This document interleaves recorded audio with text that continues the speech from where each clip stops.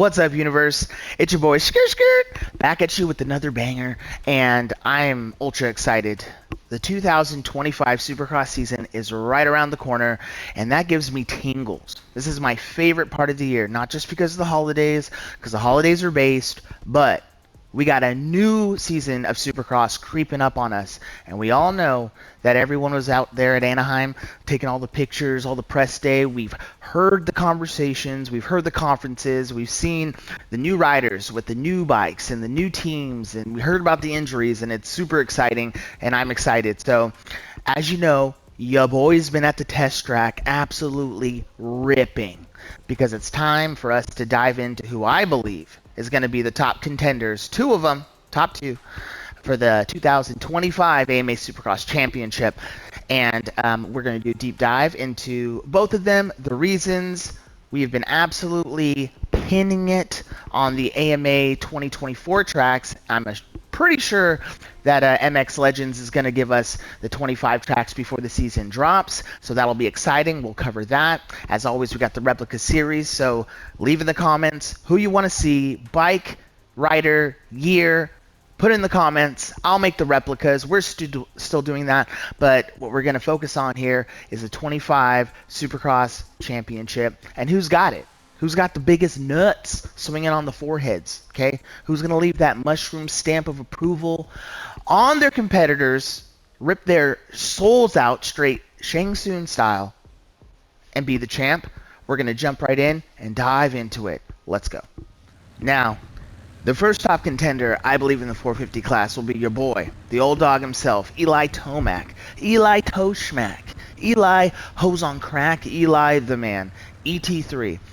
The reason I believe is because he was robbed 2 years ago, and he was absolutely dominating Supercross. He had a little bit of reoccurring injury issues this last year, but every time he came back, I'm talking when he came back in the World Supercross, or no, SMX finals, he was a contender. His speed was getting there. The last couple races of the outdoors, he was on fire. And honestly, I truly believe that this dude is not trying to go out all retirement style like Phil Nicoletti and just be like, I'm having fun, yada yada. He wants to go out with a goddamn title. I know he does, and he's fast enough to do it. So let's see if we can freaking get into this and prove him right and get a dub. Big boy tracks only. Let's go. All right, let's see it. Come on, ET. I know you got me.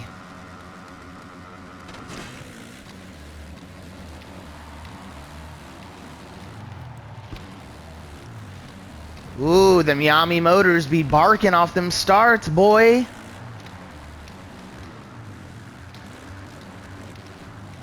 Now let's just see if I can not plug it up. There we go. Up and over. I have to tell you, we've been putting in work. We've been absolutely putting in work. We're doing the big Supercross tracks. No more. I mean, no one even rides. I wanted to move up to the expert class, like the expert tracks. No one rides that shit. Woo! Factory suspension. No one rides that shit. So I had to make a choice. Okay, do I just keep babying it on the Supercross tracks, or do I go hard? Okay, pull out my tampon and absolutely wreck these hoes? And that was my decision, bringing it to you. Now, here's the thing about Tomac. Okay, Tomac is one of the best to ever do it. I mean, I remember watching him in the what were those mini movies back in the day? World Mini, Super Minis, something like that. Something mini. Oh god, I'm fucking up like my cock is mini. We need to hurry up. And I remember watching him on 50s, just ripping on those videos, just ripping. And I was like, man, this kid is ripping. And then what ended up happening was I got privy to watch his entire, god damn it, animal. I got to watch his entire career. 250s, when he moved up to 450s, and he went to from, I think it was Honda to Cowie to now Yami. I mean, the dude has just been sending it ever since, bro. He blows out more clutches than I can count, and the dude's just sick. He has an awesome, humble demeanor. He's a family man. He fucking hates doing interviews, but he puts on his best Chad smile for the cameras, and he just gets it. So I'm thinking that if this is his final season, he's gonna absolutely give it his all, because he wants to go out on a high note. Oh, I'm riding like I'm on a high note. Jesus.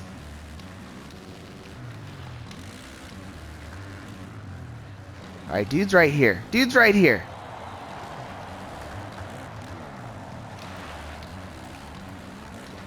Taking the low line.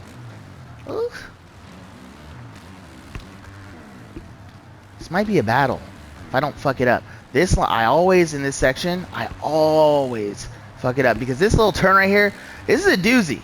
It's like a step on, step off. There's a lot of rhythm right here. It's like the hardest part of the track, and I second question myself. I don't know why, you know. I wake up every day like, hey, what hose are we gonna cuck today, Skirt? And then my inner voice is like, we're gonna cuck them all. And then I hop on this fucking track, and my butthole's gaped. That's the problem. That's the problem that we've all been dealing with. Come on. Gotta show those beast mode glimmers, those shinings, those sparks.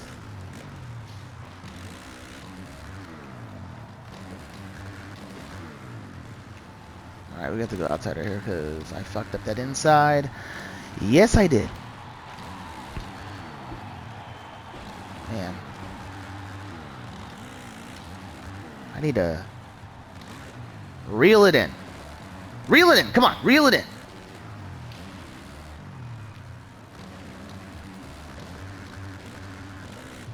Okay. Back it up. Back it up, back it up, back it up.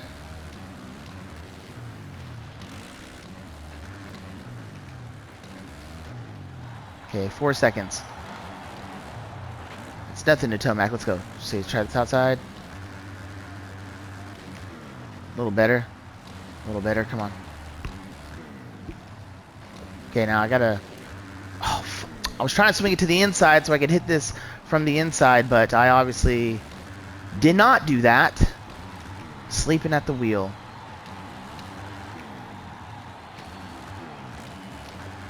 Oh, gosh. Telling you, if he rides like this year, it might be a short season. Because, man, he is, he's better than this. We're better than this. Come on, guys. We are better than this.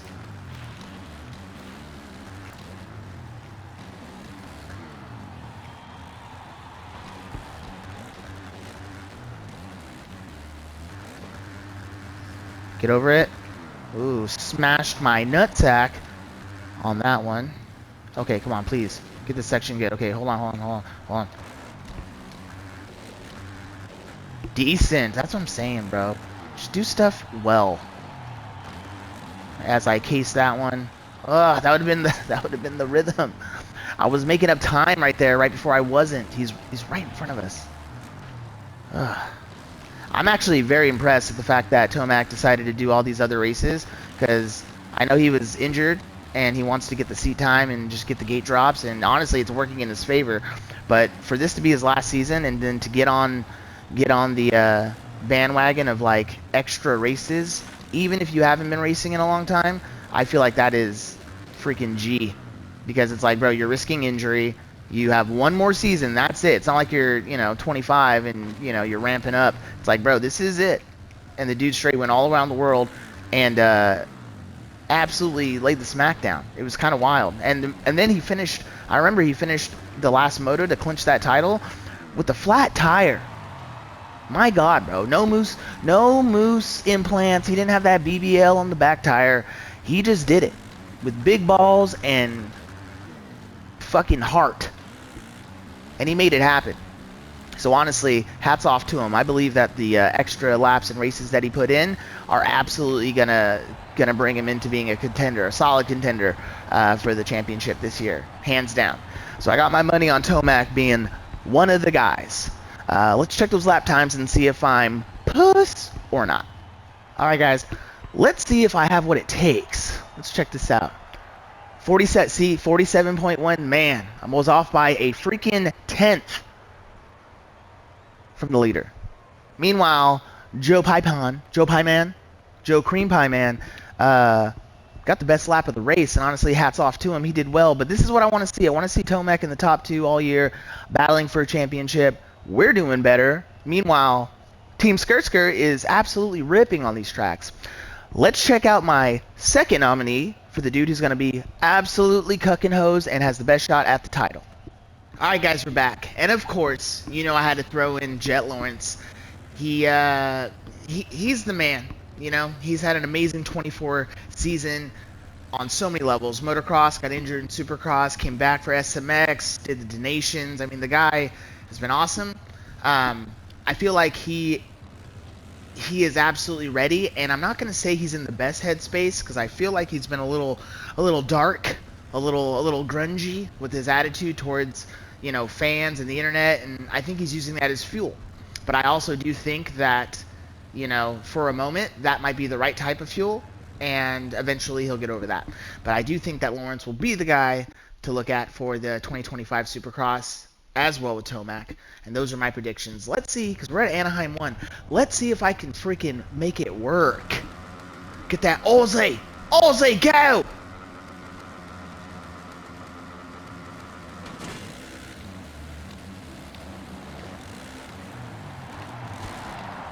And that's not how you want to start a season, just saying.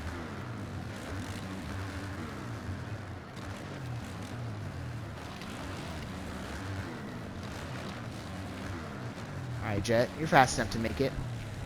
One thing I thought super interesting about what's going to happen next in the near future is I'm super excited about the Deegan-Lawrence 450 battles that's going to happen the next 2-ish years. I feel like that is what our sport's been waiting for, an actual savage on the dirt bike in Deegan, mixed with one of the most technically sound riders I think we've ever seen, kind of having a mashup to see who really got what it takes, because they don't like each other. We've all read the stories and we've seen what's been going on online. There's some real animosity there because both of them want to be undisputed the best, and so far Jet has won literally everything. Deegan is on his way to doing probably the same thing, very similar, and truthfully speaking, they're both right. I love Jet and I love Deegan. I have to go with my boy Deegs because, you know, he's a boy. Oh no, restart. You know, he's an American. So I really feel like he's gonna use the fact that, you know, the most prolific titles are in America and he has the most fans, and I have a feeling that when the gate drops, he's gonna use that to his advantage. And when everyone sees, you know, Jet, I mean, Jet has tons of fans, but when everyone sees Deegan racing against Jet, I have a feeling that that's gonna have a huge role to play in how well, you know, both of them do, because it's going to be like, okay, the favorite versus the underdog, but the underdog is technically the favorite because he already has all the accolades and he's already won all the stuff, and, you know, that's going to be something I'm super interested in seeing. However, I still feel that Tomac this year, on his last year, has absolutely everything it takes to be the man and to actually get it done. I really do feel that, and I think we're going to see it. Those two are going to be battling. Hopefully no one gets injuries and no one, you know, has to sit anything out, because both of them had dealt with injuries last year, and it's annoying. It's annoying when they're not there. It makes for good racing, you know. People might be like, oh, but what about Sexton? Please, I had to give a top 2, okay? Sexton is obviously not one to be slept on, but when it comes to who I think can get it done, like really get it done this year, I mean, let's be honest, Sexton's still having issues with the bike in Supercross. I never thought that, you know, someone who's as fast as Sexton couldn't acclimate himself when given a whole ass year, but the dude is still crying about the bike, you know, and I love him to death, but let's be honest, if he doesn't, you know, grab his nutsack and be like, I'm not going to be a bitch and keep crying about the bike and just make it work, like, he's not going to do it.